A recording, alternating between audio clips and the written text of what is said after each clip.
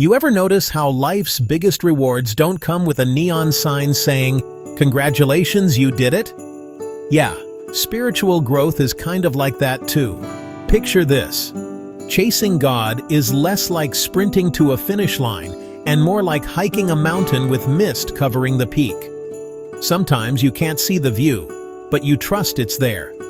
The Bible says, "Seek first the kingdom of God." That's not about chasing blessings, but about letting the source, God, set your direction. Kind of like tuning your inner GPS to the right signal. And here's the twist. God doesn't always pop out with instant rewards. Psychologists call it intermittent reinforcement. It keeps us persistent, but spiritually, it grows us. So if you're seeking, don't worry if you don't see results right away. The real win? Becoming someone who keeps going, no matter what.